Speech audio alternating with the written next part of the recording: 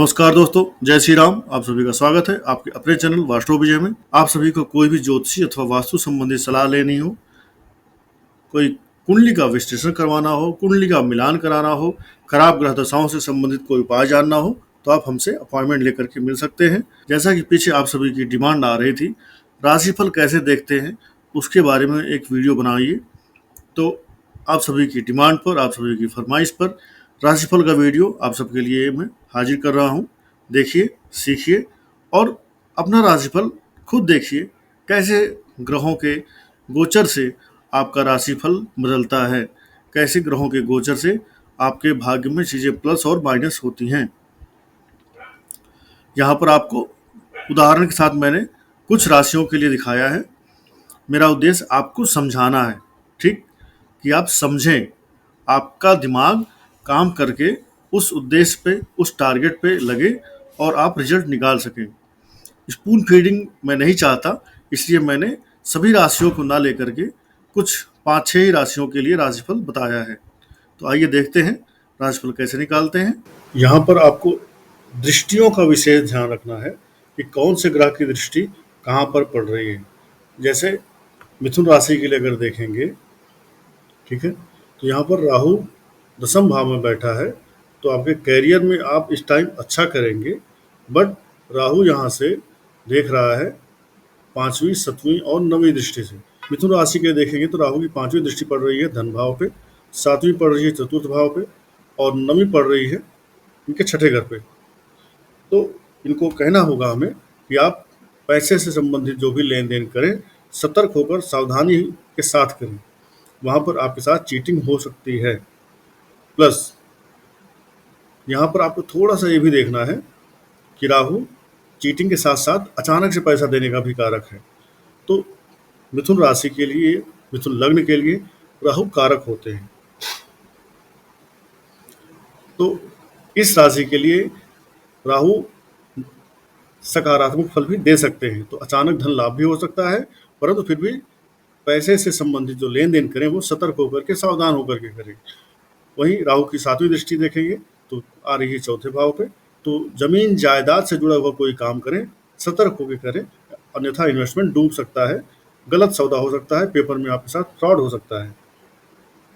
वहीं राहु की जो 9वीं दृष्टि आएगी छठे भाव पे, तो राहु की छठे भाव पे दृष्टि आना अच्छी बात है, क्योंकि राहु छठे भाव के अच्छे ग्रह कारक माने जाते हैं। तो राहु की छठे भाव पे दृष्टि आएगी तो इंसान इस टाइम अगर किसी से कोई केस कर रहा है, किसी झगड़ा लड़ाई करेगा, तो इंसान की जीत होगी, इंसान विनर बन के बाहर निकलेगा। इस तरह से आपको राहु की दृष्टियां देखनी चाहिए कि राहु जहाँ पे बैठ रहा है, जहाँ पे देख रहा है, वहाँ पे चीटिंग हो सकती है, वहाँ पर आपको सतर्क रहना है। ऐसे ही शनि दुख के कारक कहे गए हैं, तो शनि जहाँ बैठ रहे हैं उन रिश्तों में थोड़ा सा उदासीनता रहेगी।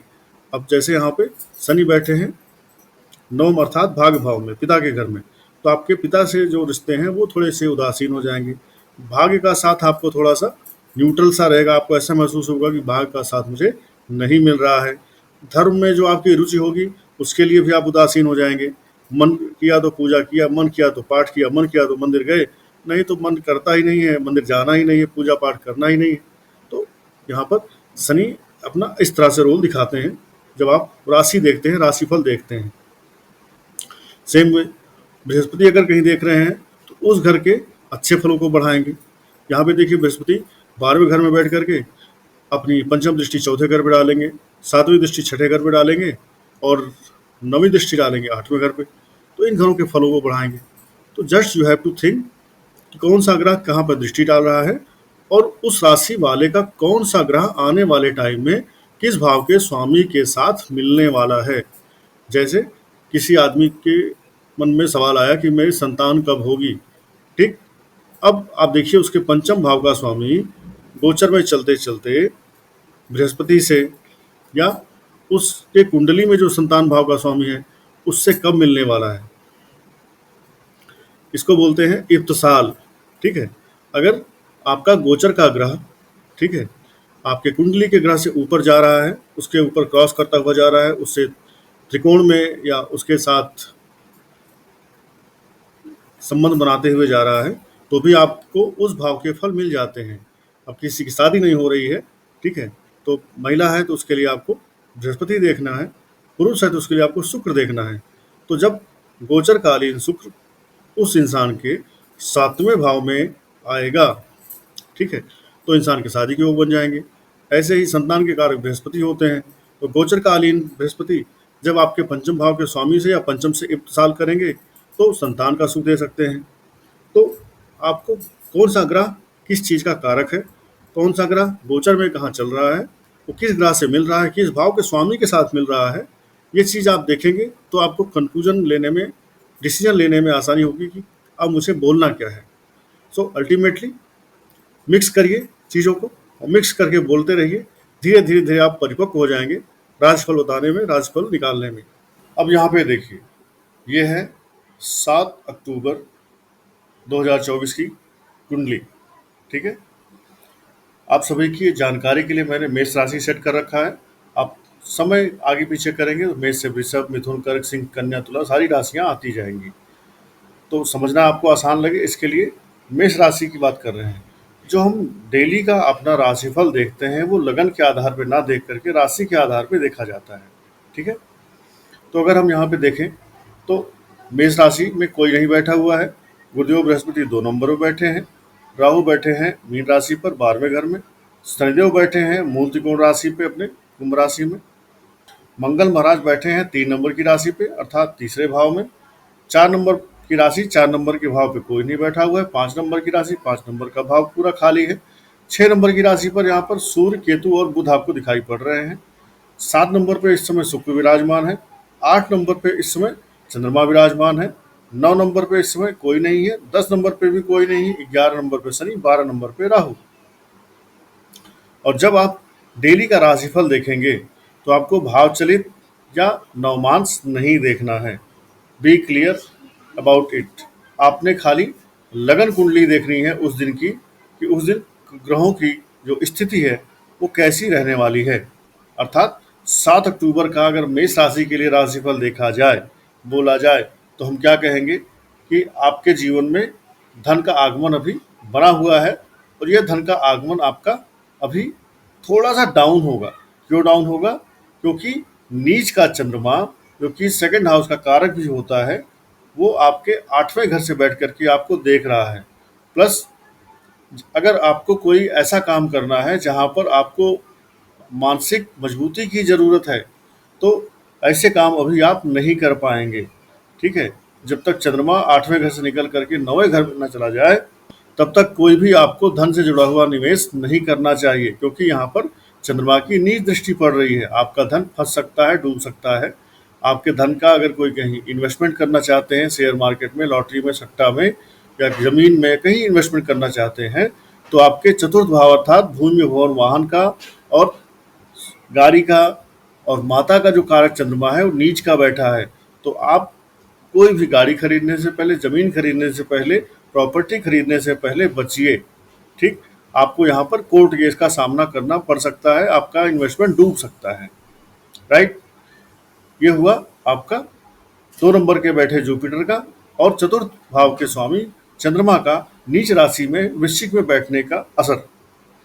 साथ ही इनको आप ये भी कहेंगे कि आपका पारिवारिक जीवन अच्छा रहेगा, आपकी मैरिड लाइफ में खुशियाँ आएंगी, क्योंकि 7वें घर में शुक्र विराजमान है अपनी स्वराशि पर और अपनी मूल त्रिकोण राशि पर।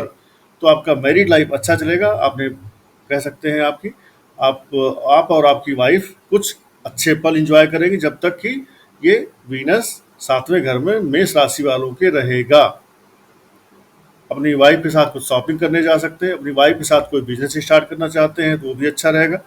अपने लीगल पार्टनर्स के साथ भी आपके व्यवहार अच्छे रहेंगे, उनके साथ भी आपके फायदे होंगे, पार्टनरशिप से आपको लाभ होगा, ऐसा भी आप यहाँ पर कह सकते हैं। इस समय अगर पार्टनरशिप की जा रही है तो, या जिनके साथ आपकी पहले से पार्टनरशिप है और उनके साथ अगर आप बिजनेस कर रहे हैं, कंटिन्यू रखे हैं, तो इस दौरान आपको लाभ होने वाला है जब तक शुक्र महाराज 7वें घर में 7वीं राशि पर विराजमान रहेंगे तब तक। अब मंगल महाराज 3rd हाउस में है, इसका आप क्या कहेंगे? मेष राशि वालों के लिए आप कहेंगे आपको छोटी छोटी यात्राओं से लाभ होगा, अपने छोटे भाई बहनों से लाभ होगा।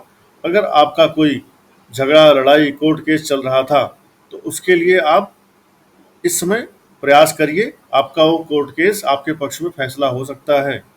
ठीक है, आपको एफर्ट्स डालने पड़ेंगे। फोर्थ हाउस खाली है और फोर्थ हाउस का लॉर्ड नीच में बैठा है, तो आपको हमने पहले बता दिया कि फोर्थ हाउस के काम आपको नहीं करने हैं, जमीन में इन्वेस्टमेंट नहीं करना है, घर गाड़ी बंगला नहीं खरीदना है।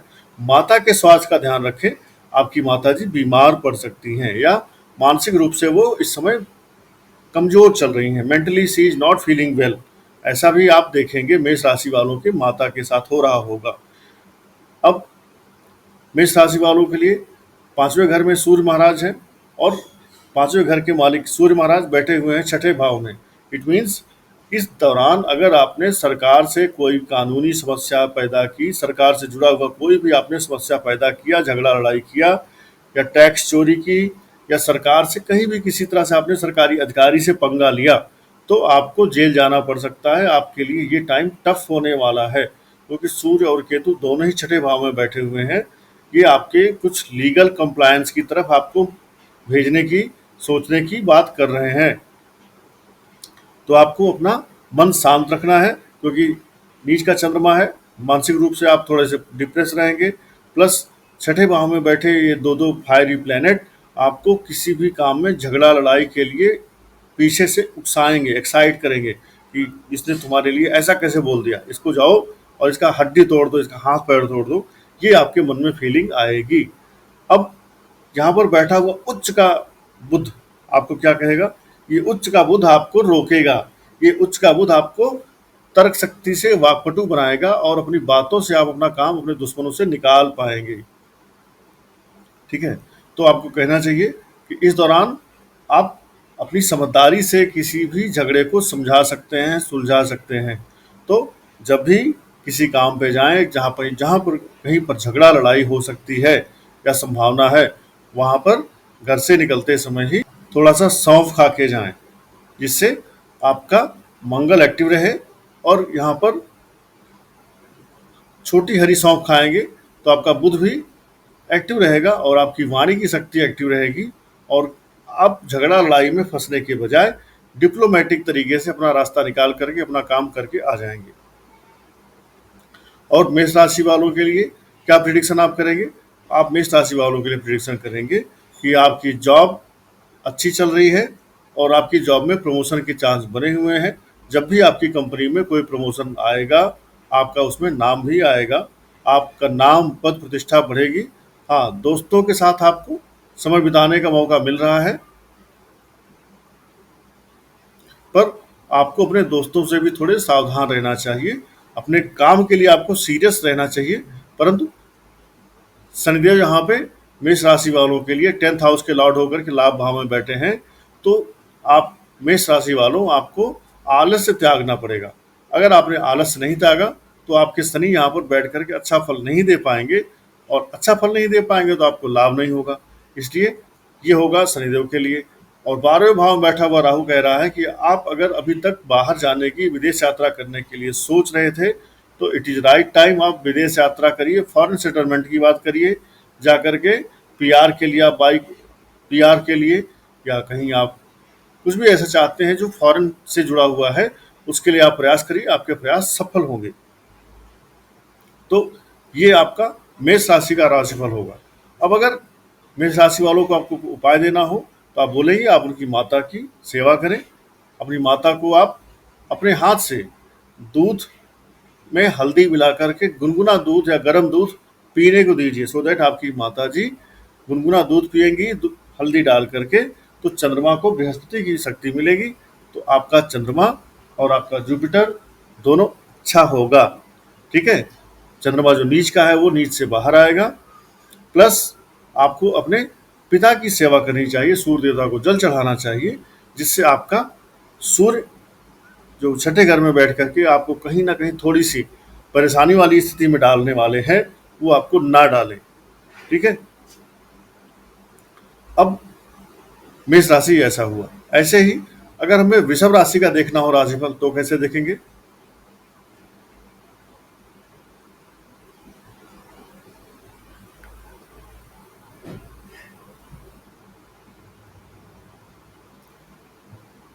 देखिए, ये रहा वृषभ राशि। वृषभ राशि में आप खुश हो जाइए, क्योंकि आपकी लगन में ही जुपिटर विराजमान है, बृहस्पति विराजमान है। ठीक है, तो वृषभ राशि वाले अच्छा इस समय बोलेंगे अपने जीवन में। उनके जो भी चीज़ें, अगर ये शादी के योग्य थे, इनकी शादी होने के योग बने हुए हैं।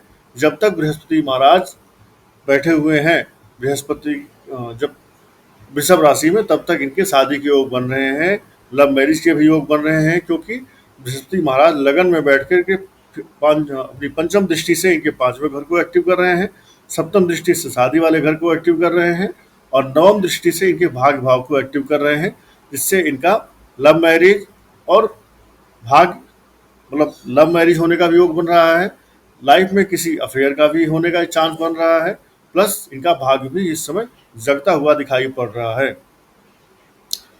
मेनली जब हम किसी का राशिफल देखते हैं तो उसमें चंद्रमा, जो जितने ये फास्ट मूविंग प्लेनेट होते हैं ना, इनको ज़्यादा लिया जाता है, क्योंकि शनि, राहु, केतु, गुरु, ये तो स्लो मूविंग प्लेनेट हैं। ये जहाँ पड़े रहते हैं साल, 1.5 साल, 2 साल वहीं पड़े रह जाते हैं।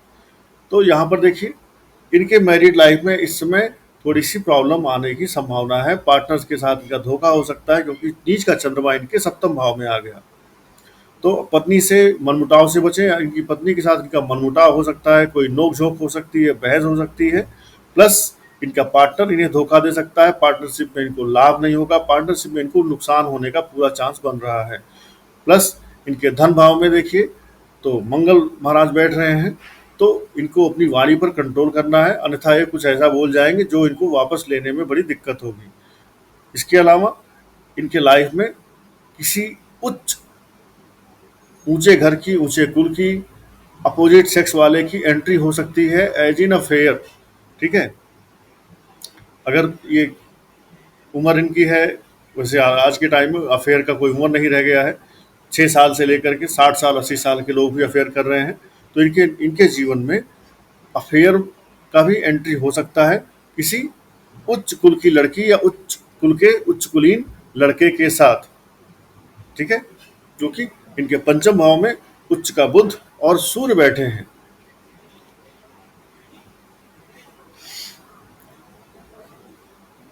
इनके लिए भी आप बोलेंगे कि इनकी जॉब पे, इनके बिजनेस पे, जो भी इनका कैरियर है, स्पेशली इनके कैरियर में ग्रोथ बनी हुई है, और शनिदेव को अपना अच्छा रखें, इनकी ग्रोथ मेंटेन रहेगी। लाभ भाव में बैठा राहु है। राहु और शनि वृषभ राशि के लिए इस समय बहुत ही बेहतर पोजीशन में है। जब तक ये राहु, शनि और जुपिटर की हैट्रिक, ये तिकड़ी मेंटेन है, तब तक जुपिटर और तब तक वृषभ राशि वालों के कैरियर में बम बम हो रहा है, एकदम बल्ले बल्ले हैं। ये अपने काम को सीरियस होकर के करते रहें, जो चाहेंगे वो इनके जीवन में लाभ मिलता रहेगा।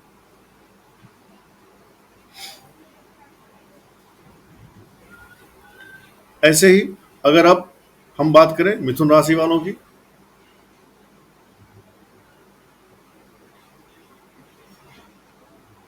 मिथुन राशि वालों के लिए अगर हम राशिफल की बात करेंगे, तो इनके लगन में बैठ गए मंगल महाराज। अब क्या करना है कि इन्हें सर्वप्रथम अपनी वाणी पे कंट्रोल करना है, अपने गुस्से पे कंट्रोल करना है, अपनी पर्सनालिटी में गुस्सा आने से रोकना है सबसे पहले। प्लस इनके परिवार में इन्हें ध्यान देना है, परिवार वालों की स्थिति पे कंट्रोल करना है, परिवार के लोगों को शांत रखना है, क्योंकि इनके कुटुंब भाव का स्वामी छठे घर में गया है, वो भी नीच होके गया है। तो परिवार में किसी की जो है, किसी से झगड़ा लड़ाई हो सकती है, परिवार में किसी की स्वास्थ्य की समस्या हो सकती है, परिवार में कोई ऐसा भी सदस्य हो सकता है जिसके साथ किसी की झगड़ा लड़ाई होने पर उसको पुलिस केस के सामना भी करने की नौबत आ सकती है। तो मिथुन राशि के लिए आप ऐसा बोलेंगे।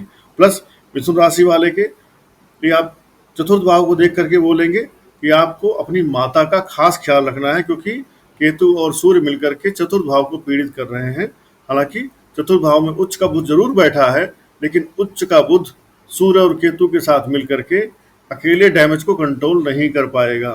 तो आपको कहना चाहिए कि अगर आप चतुर्थ भाव से जुड़ा हुआ कोई जमीन में, घर में, बिल्डिंग में, कार में, या कहीं ऐसा ऑटोमोबाइल्स में कुछ इन्वेस्टमेंट करने के लिए सोच रहे हैं, तो थोड़े दिन रुक जाएं।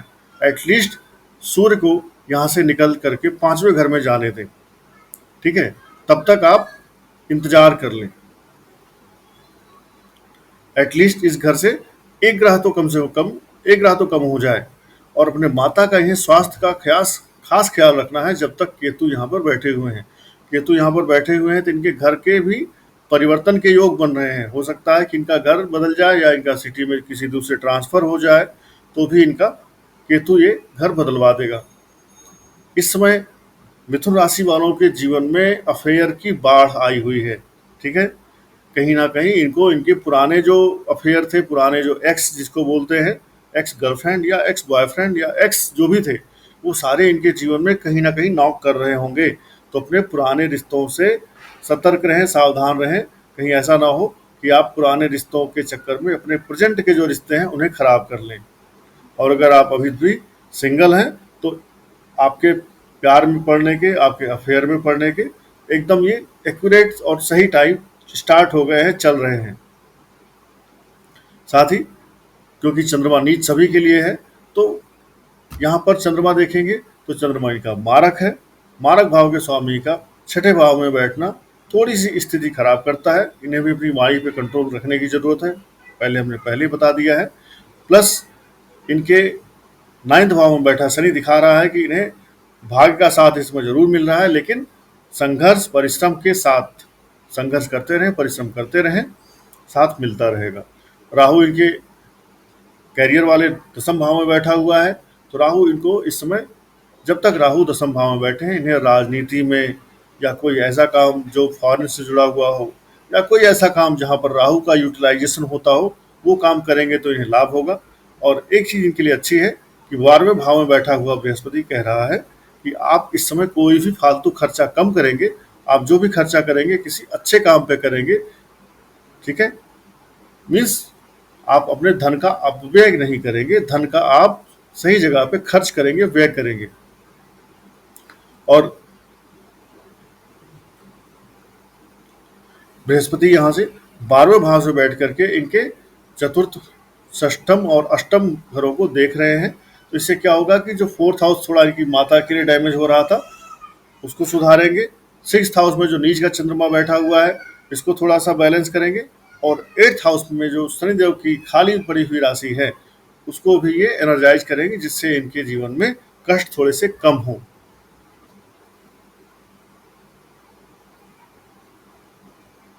इसी क्रम में अब हम बात करेंगे कन्या राशि की।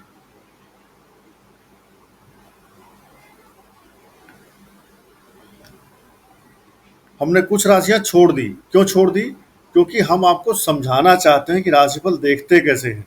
ठीक है, क्योंकि मैं अगर कल के लिए सारी राशियों का अगर मैं 7 अक्टूबर के लिए सारी राशियों का राशिफल बता भी दूंगा तो उससे कोई फर्क नहीं पड़ने वाला है। अल्टीमेटली मेरा टारगेट है आपको राशिफल देखना आना चाहिए। ठीक है, अब देखिए कन्या राशि वालों के लगन में ही मरकरी और सन एक फ्रेंडली प्लेनेट बैठे हुए हैं, जहां पर केतु इनका थोड़ा सा नॉन फ्रेंडली प्लेनेट है। तो केतु और राहु आपके इस पूरे एक साल के जो टाइमिंग के लिए केतु और राहु की महादशा आपकी चल रही है, या केतु और राहु का जो गोचर चल रहा है आपके 1st और 7th हाउस में, ये कहीं ना कहीं आपकी मैरिड लाइफ को परेशान करेगा, आपकी मैरिड लाइफ में स्ट्रगल दे सकता है, आपको कंफ्यूजन का शिकार बनाएगा। तो आप ये पहले से चल रहे हैं। ठीक है, डेली के राशिफल में आप ये कह सकते हैं कि आपका धन भाव में बैठा हुआ शुक्र आपको धन के अच्छे अवसर दे रहा है। जब तक आपका धन भाव में मूल त्रिकोण का शुक्र बैठा हुआ है, आपके धन का जो आगमन है, स्रोत है, बना रहेगा। धन के स्रोत और भी बन सकते हैं, मोर देन वन सोर्स हो सकता है आपकी अर्निंग का। थर्ड है कि आपको अपने छोटे भाई बहनों का हेल्थ का ख्याल रखना है, क्योंकि छोटे भाई बहनों का स्वास्थ्य खराब हो सकता है, उनका ख्याल रखिए। और इस समय आपको अपने दोस्तों के साथ ज़्यादा घुलने मिलने से बचना चाहिए, दोस्तों पर बहुत ज़्यादा भरोसा करने से बचना चाहिए, क्योंकि आपके 11वें भाव का स्वामी नीच होकर के 3rd हाउस में बैठा हुआ है। ठीक है, तो अगर आपने दोस्तों के विश्वास पे कहीं कुछ मोटा इन्वेस्टमेंट कर दिया, कोई बड़ा रिस्क ले लिया, तो वहाँ पर आपके फंसने के पूरे चांसेस बनते दिखाई पड़ रहे हैं। इसके अलावा इनकी 4th हाउस का जो लॉर्ड है वो बैठा हुआ है 9th हाउस में। दैट मीन्स भूमि भवन वाहन के लिए इनका समय अच्छा चल रहा है, जब तक जुपिटर महाराज 9वें भाव में अर्थात वृषभ राशि पे गोचर कर रहे हैं, तब तक के लिए इनका ये समय बहुत अच्छा है। प्लस 5th और 6th हाउस का लॉर्ड शनि छठे भाव में बैठा हुआ है, तो ये भी इनके लिए अच्छी बात है। इनका जॉब, इनका करियर मेंटेन रहेगा, चलता रहेगा, और इनका भाग्य इनका सपोर्ट कर रहा है। ऐसे ही इनके अगर ये अप्लाई कर रहे हैं कहीं पर सरकारी नौकरी में, तो इस समय वर्दीधारी जो जॉब होती है उनमें अप्लाई करें, इनके लिए ये अच्छा होगा, क्योंकि इनका 3rd हाउस का और 8th हाउस का लॉर्ड बैठा हुआ है 10th हाउस में। तो वर्दीधारी जॉब्स जो होती हैं वहाँ पर अप्लाई करें, इनके लिए ये खास होगा, फायदेमंद होगा।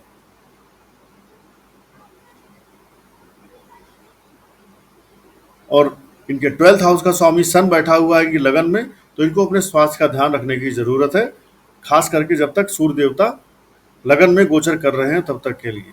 तो इस प्रकार से आपको समझना चाहिए किस प्रकार आपकी राशिफल देखी जाती है, कैसे ग्रहों का उनमें फल आता है, और कैसे आपको कंक्लूड करना है। आशा है आपको ये समझ में आया होगा। अगर समझ में नहीं आया है तो कमेंट करिए, हम फिर एक वीडियो दूसरा बनाएंगे। आशा करता हूँ आप सभी को ये कार्यक्रम पसंद आया होगा। अपना सहयोग, अपना समर्थन बनाए रखें। धन्यवाद। जय श्री राम। हर हर महादेव।